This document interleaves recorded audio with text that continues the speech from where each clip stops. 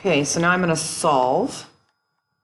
So the first thing I'm going to do, now be careful. It's not a negative 16, this is positive, so the opposite is negative 16.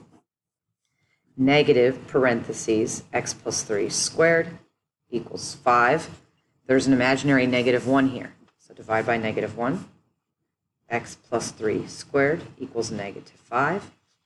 Now what do? Square root, square root. Okay, let's focus on the left side first because the left side is easier. We know we got to put a plus or minus in front. Because when I say square root, you say plus or minus. Okay, but there's a negative. That means there's an I.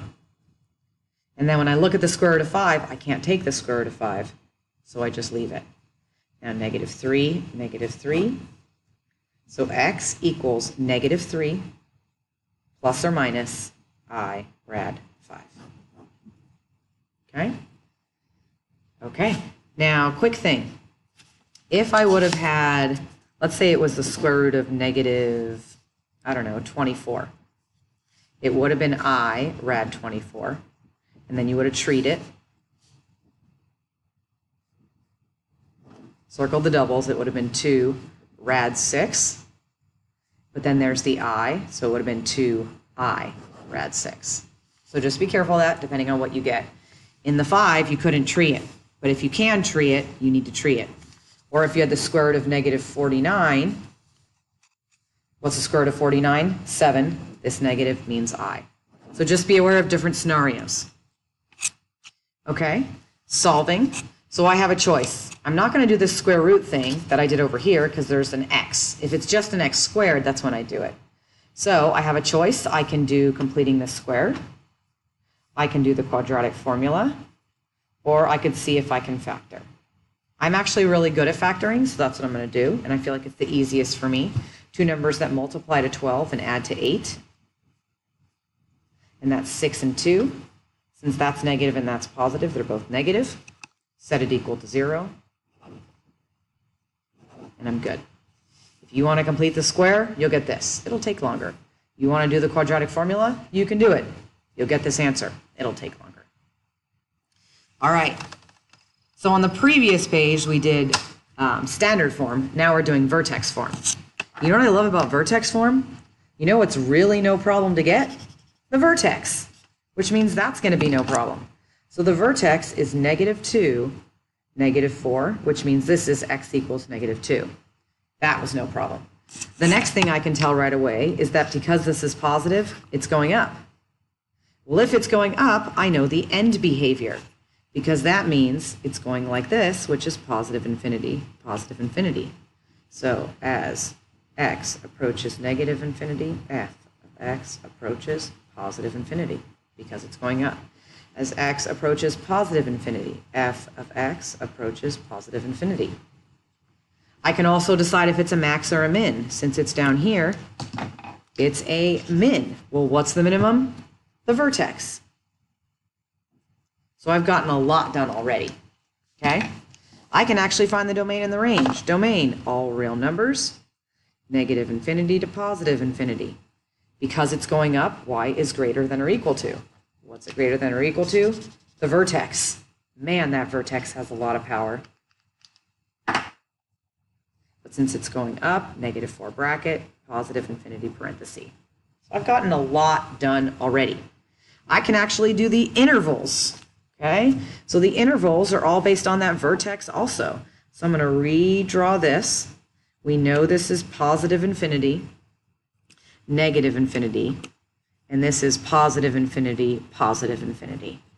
Now I want to point out the difference between intervals and end behavior. Intervals have to do with the x value. End behavior has to do with the y.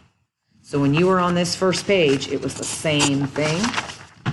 End behavior has to do with the y, and intervals has to do with the x. Okay, so now let's go back.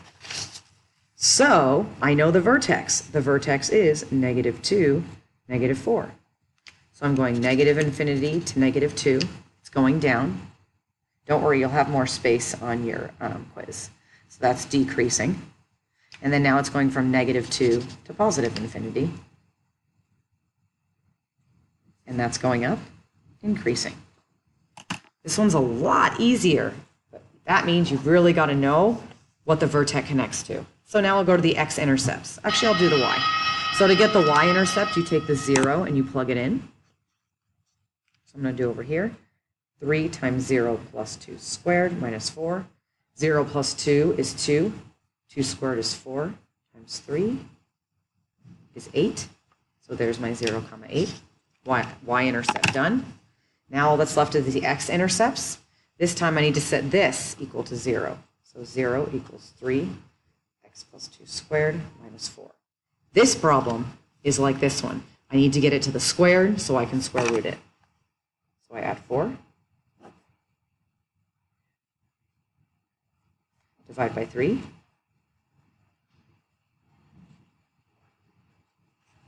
Square root. Now here's where I'm going to go more slowly. I'm going to do it right here.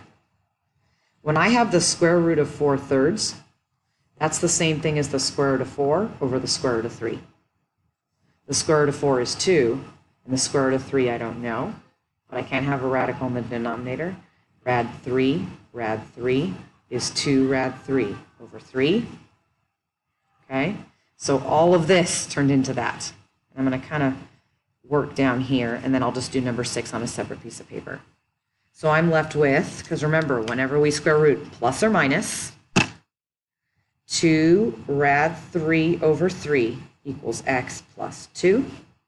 Subtract 2. X equals negative 2 plus or minus 2 rad 3 over 3. So now I need to write it as points.